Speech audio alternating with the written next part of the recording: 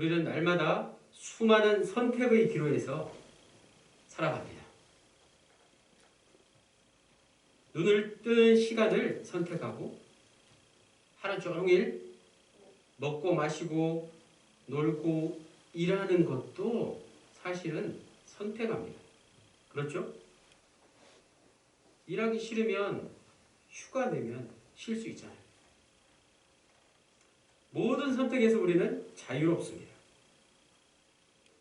그래서 내 인생 내 마음대로 라고 생각할 수 있습니다.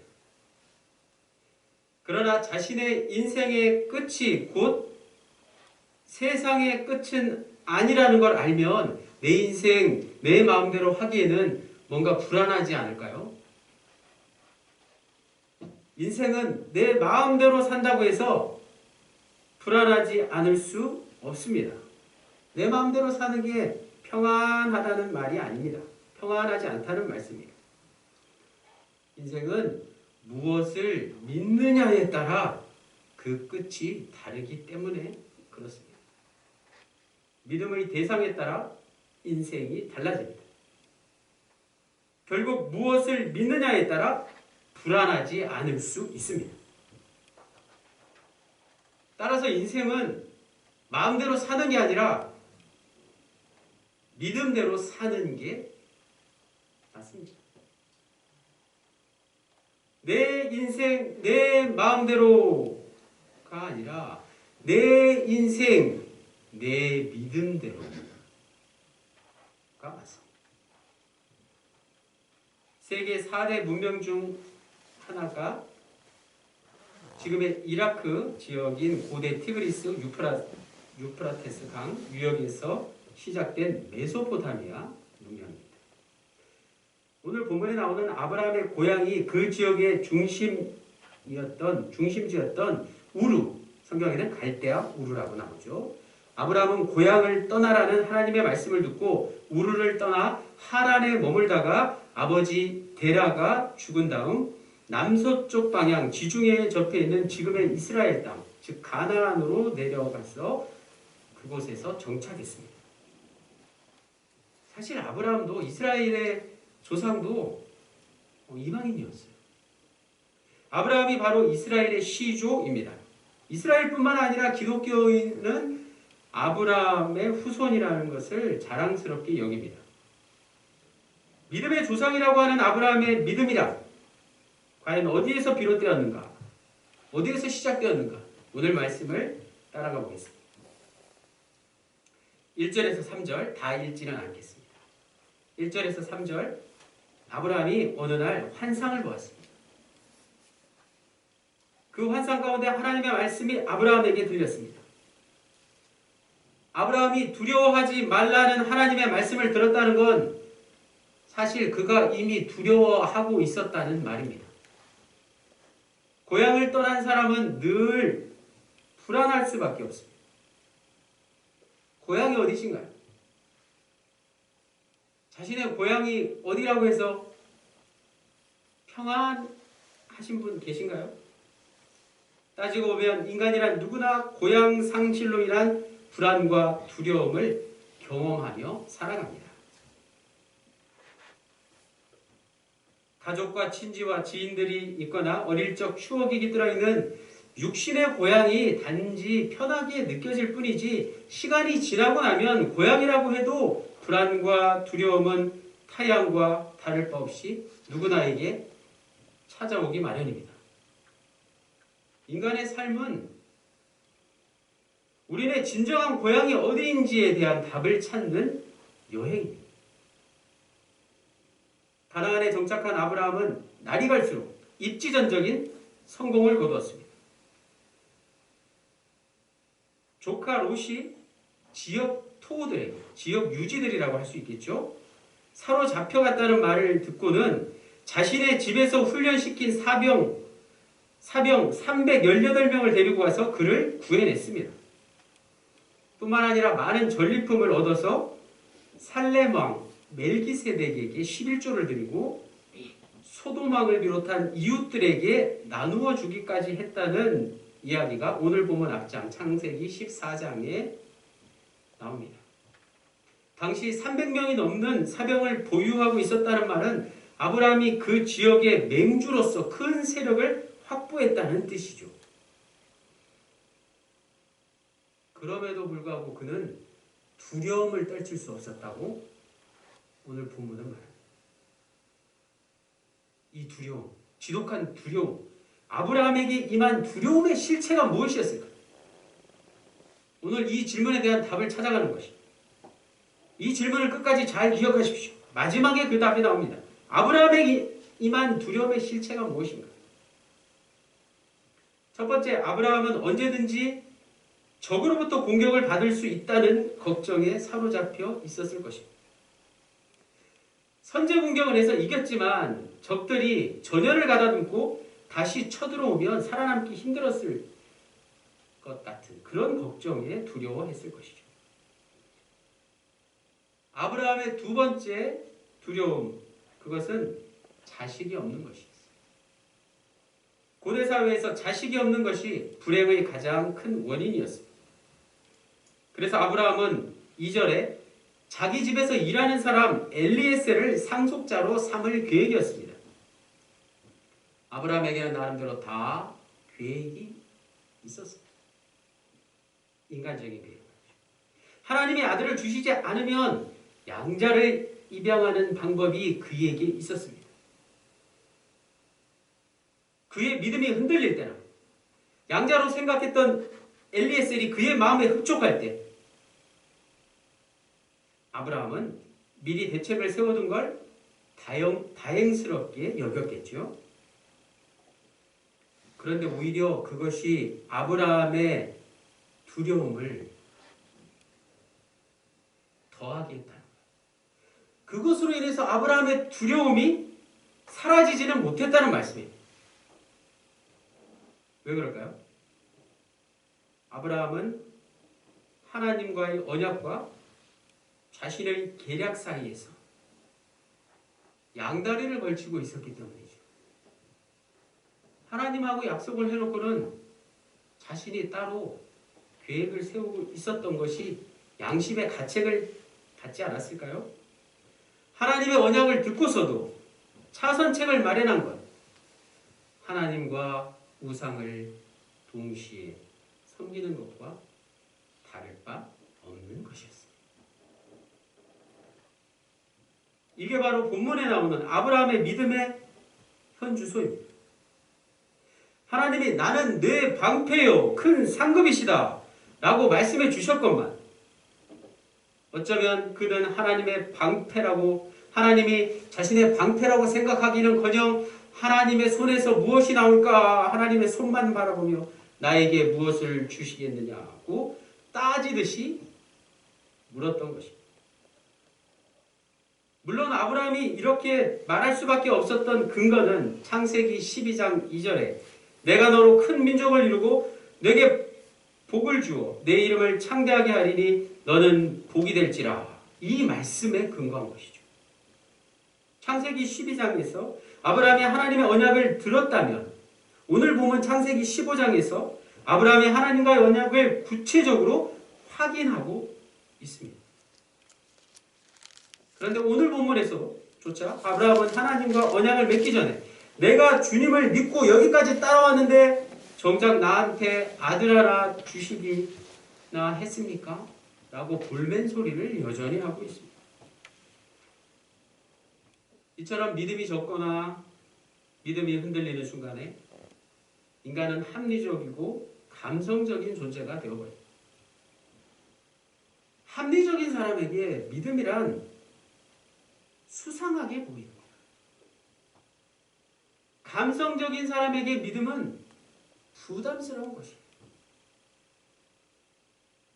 또 믿음이 좋다고 하는 사람도 가장 혼란스러워하는 것은 신념과 구별하지 못한다는 것입니다. 신념도 믿음의 하나이기는 합니다. 그러나 신념은 자기 자신으로부터 비롯된 믿음입니다. 신념은 내 능력을 믿는 것입니다. 그래서 내 능력이 자랄수록 신념은 더 강해지기 마련입니다. 내가 힘이 생기고 돈이 생기고 자리가 생기면 신념이 더 강해지기 마련입니다. 반대로 믿음이란 내가 강해질수록 약해지고 내가 약해질수록 더 강해지는 것입니다. 내가 연약해질수록 낮아질수록 하나님은 강한 분이시라는 걸 알게 되는 것. 그게 믿음입니다. 믿음은 나로부터 비롯된 것이 아니라 하나님으로부터 비롯된 것이기 때문입니다. 다시 말해서 성경이 말씀하고 있는 믿음이란 하나님을 아는 것에서 비롯된 것입니다. 내가 하나님을 아는 만큼 믿어지고 내가 믿어지는 만큼 불안과 두려움이 사라지는 것입니다. 4절에서 7절, 5절에 나오는 내 자손이라는 단어가 있습니다. 5절 말씀해 보면 무별이라는 단어가 나오죠. 저는 무별이라는 단어를 볼 때마다 베이직교회 조정민 목사님의 말씀이 생각납니다. 무별교회. 우리들 자신이 교회가 되어 무별처럼 흩어지라는 그런 말씀이죠. 이 무별 가운데 한 자손이 있다는 것을 오늘 본문은 말씀하고 있습니다. 아브라함이 과연 그 뜻을 정확히 알았을까요? 하나님이 수많은 밤하늘의 무별을 아브라함에게 보게 하시고 그 무별 가운데 한 자손이 탄생할 것을 말씀하시지만 아브라함이 어찌 다 알아들을 수 있었겠습니까? 그러나 오늘 우리는 이 한 자손인지 누구신지를 알 수 있죠. 밤하늘의 수많은 무별 가운데 예수 그리스도가 계시다는 사실입니다. 바로 구약 성경이 온통 가리키고 있는 메시아, 그분이 곧 예수 그리스도시다는 사실을 우리는 이미 잘 알고 있습니다. 아브라함을 믿음의 조상으로 삼으신 이유는 바로 메시아의 족보, 예수 그리스도의 족보를 만드시기 위함이라고도 말씀드릴 수 있습니다. 갈라디아서 3장 16절에 이 약속들은 아브라함과 그 자손에게 말씀하신 것인데 여럿을 가리켜 그 자손들이라 하지 아니하시고 오직 한 사람을 가리켜 네 자손이라 하셨으니 곧 그리스도시라. 아멘. 아브라함이 무별을 보면서 하나님의 말씀을 믿었을 때 놀라운 일이 벌어졌습니다. 6절에 믿으니 란 히브리어는 아만이라고 있습니다. 히브리어 아만, 우리가 잘 아는 아멘의 어원입니다. 아멘의 원뜻이 바로 확고함, 확실함. 아브라함이 하나님의 말씀을 믿고 아멘으로 받아들였을 때 하나님은 그의 태도를 의로 받아주셨습니다. 하나님과의 관계는 하나님의 말씀을 확고하게 받아들이는 믿음과 그 믿음을 의롭다고 여겨주시는 하나님의 결정으로 이루어집니다. 따라서 하나님을 믿는 자들의 의로움이란 왜 우리가 의인으로 살게 되었느냐? 하나님의 번복하지 않으시는 결정에 따른 것입니다. 하나님이 이 결정에 따라서 우리를 계속해서 의롭게 빚어 나가실 것을 믿습니다. 다시 말해서 우리가 믿음을 잃지 않는다면, 우리가 믿음을 손에 꼭 쥐고 살아간다면 그 믿음으로 인해서 하나님은 우리를 계속 의롭게 만들어 나가실 것입니다. 따라서 우리가 의롭게 되는 것은 내 노력이나 내 행위에 의해서가 아니라 하나님의 일방적이고 호의적인 결정에서 비롯된 것입니다. 로마서 3장 28절에 그러므로 사람이 의롭다 하심을 얻는 것은 율법의 행위에 있지 않고 믿음으로 되는 줄 우리가 아느니라. 우리가 인정하노라. 아멘. 8절에서 12절에 하나님은 의로움을 말씀하시는데 아브라함은 여전히 하나님의 손에서 무엇이 나올까를 쳐다보고 있습니다. 그러나 아브라함의 믿음은 부족하긴 했지만 정직했습니다. 믿음이 부족하면 부족한 대로 정직하게 믿음을 달라고 구해야 하는 것입니다. 딴 걸 달라고 하기 전에 믿음을 달라고 먼저 하나님께 구해야 하는 이유가 바로 이것입니다. 믿음이 있어야 하나님의 말씀이 들리고 해석되고 내 안에 살아 움직이는 능력이 되는 것입니다. 아브라함이 하나님에게 증거를 요구하자 성경에 등장하는 많은 그런 표적처럼 아브라함도 하나님께 표적을 요구하자 하나님은 아브라함과 계약을 맺고자 하십니다. 그래서 아브라함은 제사를 드리게 되죠. 가장 좋은 표적은 바로 제사 드리는 것, 하나님께 제사 드리는 것, 하나님께 예배 드리는 것이라는 말씀이죠. 당시 관행에 따라 계약 맺는 것을 하나님께서 직접 보여주시겠다는 것입니다. 고대 근동에서는 동물 사체를 놓고 계약을 맺었습니다. 일종의 저주 계약이라고 할 수 있습니다. 계약을 파괴하면 죽음을 맞이하게 된다는 뜻이죠. 저주가 임하게 될 것이라는 뜻입니다. 소나 염소 같은 큰 동물을 둘로 쪼개어서 그 사이로 지나가는 것입니다. 하나님은 우리의 믿음이 자랄 수만 있다면 우리가 살아가는 환경과 시대적인 관행도 개의치 않으시고 사용하시는 분이십니다. 아브라함은 하나님의 명령에 따라 제사 드릴 준비를 했습니다. 동물들을 처리하는 일은 예나 지금이나 무척 고된 일입니다. 11절에 피 냄새를 맡은 솔개들, 독수리와 같은 새들이 사체주의를 맴돌기까지 했습니다. 얼마나 피곤했을까요? 사체를 지키는 일까지 정말 피곤한지라 아브라함이 잠이 들고 말았습니다.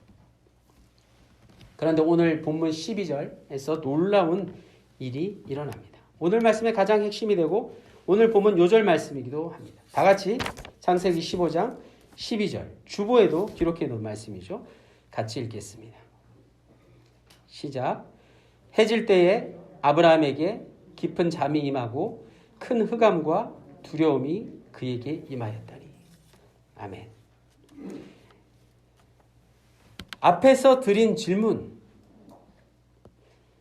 아브라함에게 임한 두려움의 실체, 가장 중요한 것이 바로 12절에 나온 단어 두 가지. 오늘 말씀의 제목과도 같습니다.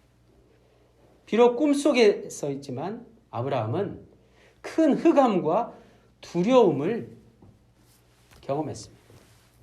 아브라함에게 임한 큰 흑암과 두려움이 무엇인지를 단정적으로 말씀드리기는 어렵습니다. 그러나 아브라함이 잠에서 경험한, 꿈에서 경험한 큰 흑암과 두려움이 우리가 생각하는 어떤 그런 칙칙한 것, 악몽과 같은 것은 분명히 아닙니다. 무엇이었을까요? 그건 바로 아브라함의 하나님 경험이었습니다. 그는 지금 하나님과 언약을 맺고 제사를 준비하는 중입니다. 하나님이 그에게 임재하신 겁니다. 큰 흑암과 두려움으로. 그걸 창세기 기자는 큰 흑암과 두려움이라고 표현하고 있습니다. 또 우리가 읽은 17절에 가서 하나님의 임재가 다른 방식으로 표현됩니다. 해가 져서 어두울 때 연기 나는 화로가 보이고 타는 횃불이 쪼갠 짐승 몸체 사이로 지나갔다고 말입니다. 연기와 횃불은 고대 이스라엘 사람들에게 하나님의 임재를 가리키는 존재들이었습니다. 출애굽 이후 광야 시절에 그들의 앞길을 낮에는 구름 기둥이 밤에는 불 기둥이 인도했다고 전합니다. 오늘 본문의 구름 기둥은 연기로, 불 기둥은 횃불로 재현됩니다. 둘 다 하나님의 임재에 대한 경험을 가리킵니다. 연기와 횃불은 큰 흑암과 두려움 같은 똑같은 하나님의 임재 경험이라고 말씀드릴 수 있습니다. 아브라함의 두려움의 실체가 근본적으로 큰 흑암과 두려움 같은 하나님이었듯이, 큰 흑암과 두려움 같은 게 하나님의 경험이 된 것처럼 중요한 건 오늘 우리도 이런 경험이 있느냐 하는 거죠. 오늘 우리의 하나님 경험이 무엇이고 그걸 어떻게 표현할 수 있을까 하는 질문이 오히려 더 중요합니다. 고대인들처럼 하나님의 임재 경험을 오늘 우리도 큰 흑암과 두려움이라고 과연 말할 수 있을까요? 신학과 과학의 접목을 통해서 현장에서 사역하시는 다비아 정용섭 목사님의 말씀입니다. 블랙홀이라고 들어보셨나요? 블랙홀, 검은 구멍이라는 뜻입니다. 여기는 무한의 중력이 작동되는 우주의 한 공간입니다. 과학자들이 블랙홀의 존재를 발견하고 증명해냈습니다. 블랙홀에 빨려 들어가면 모든 것들의 형체가 다 사라져버립니다.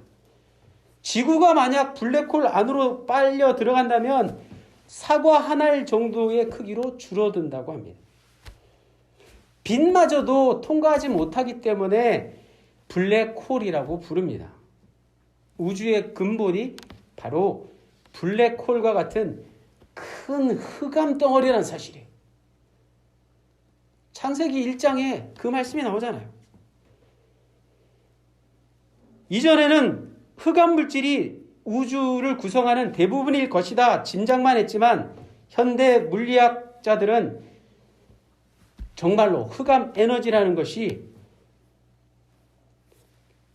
우주의 가장 대부분을 차지한다는 것, 73%를 차지한다는 것을 이론적으로 밝혀냈습니다. 우리가 사는 이 세상은 기본적으로 무엇이라고요? 흑암이라는 것. 큰 흑암과 같은 세계에서 먼지처럼 살고 있는 것이죠. 깜깜한 밤하늘을 바라보면 간접적으로나마 온 우주가 큰 흑암이라는 것을 조금이나마 느낄 수 있습니다. 그런데 더 중요한 것, 신기하게도 우주만이 아니라 우리네 일상도 사실은 큰 흑암과 두려움의 연속입니다. 눈앞이 깜깜하다는 말이 빈말이 아닙니다. 이게 바로 우리의 실존입니다. 겉으로는 우리가 많이 아는 것 같지만 실제로 확실하게 아는 게 없습니다. 개인의 운명도 마찬가지입니다. 지금도 많은 사람들이, 특히 젊은이들이 알 수 없는 병으로 죽어가고 사고를 당해서 죽어갑니다. 왜 이런 일이 일어날까요? 미세먼지로 인해서 어느 순간 지구의 모든 생명체들이 다 사라질지도 모릅니다. 지구의 기온이 온난화로 인해서 남극과 북극의 빙하가 다 녹아내린다면 어떻게 되겠습니까? 우리의 미래가 큰 흑암과 같다는 말은 단순히 부정적인 뜻이라기보다 인간의 실존 그 자체를 말씀하고 있는 것이죠.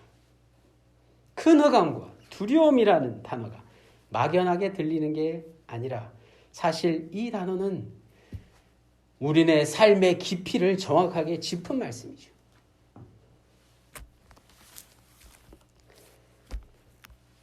그리스도인이라면 실제로 삶을 기쁘게 즐겁게 살아야 합니다. 흑암과 두려움 따위는 없는 것 같습니다. 그러나 너무 기쁘고 너무 즐거운 데에만 집착할 수 없다는 것이죠. 예수 그리스도의 십자가와 부활을 믿는 우리는 오늘 본문의 아브라함처럼 큰 흑암과 두려움의 깊이를 들여다볼 줄도 알아야 되는 것입니다. 흑암 없이 빛이 없고 두려움 없이 기쁨이 없습니다. 흑암과 같은 어둠을 더 이상 부정적인 것으로만 생각하기보다 우리를 빛으로 인도하는 벗으로 삼고 살아야 되지 않을까요? 밝은 것만 찾다 보면 일상 자체가 과부하에 걸리기 마련이에요. 그리고 내용 없는 빈 껍데기만 남게 될지도 모릅니다. 삶 속에서 큰 흑암과 두려움에 대한 경험이 오늘을 사는 우리 현대인들에게 더 절실한 요즘 아니겠습니까? 그러나 사실은 우리는 이미 큰 흑암과 두려움을 2000년 전 한 인물의 운명에서 이미 경험했지 않습니까? 그분이 바로 예수 그리스도이십니다. 그는 고난당하시고 십자가에 달려 죽임을 당하셨습니다. 십자가의 죽음이야말로 가장 큰 흑암 중에 흑암일 것입니다. 가장 큰 두려움 중에 두려움일 것입니다. 우리도 최후의 순간 그와 비슷한 경험을 모두 다 겪게 될 것입니다. 그렇기 때문에 그때 가서가 아니라 지금 살아있는 동안 그걸 미리 앞당겨서 경험하는 게 기독교 신앙의 핵심이자 우리가 말하는 영성이라는 것이죠. 바로 저기 예수 그리스도의 십자가에 하나님이 죽으셨다고 믿는 것입니다. 그럴 때만이 하나님의 죽음, 큰 흑암과 두려움 같은 그 엄청난 사건을 경험함으로 우리의 인생이, 우리의 이 암울한 현실이 부활 생명으로 환하게 다가올 것입니다. 그러므로 흑암과 두려움은 곧 아브라함의 가장 큰 두려움이었고 그것은 아브라함의 하나님 경험이었던 것입니다. 아브라함의 하나님 경험이 곧 오늘 우리 모두의 동일한 하나님 경험이 될 수 있기를 주님의 이름으로 간절히 축원합니다. 기도드리시겠습니다. 주님, 하나님을 간절히 찾고 갈망하는 마음이 오늘 우리의 삶을 가장 빛나게 해주십시오. 아브라함의 하나님 경험처럼 또 이어지는 이삭과 야곱과 요셉 모든 선진들의 하나님 경험처럼 큰 흑암과 두려움의 경험 같은 것이 오늘 우리의 삶을 가장 윤택하게 해 주실 줄 믿습니다. 하나님의 아들이신 예수 그리스도의 이름으로 기도드립니다. 아멘.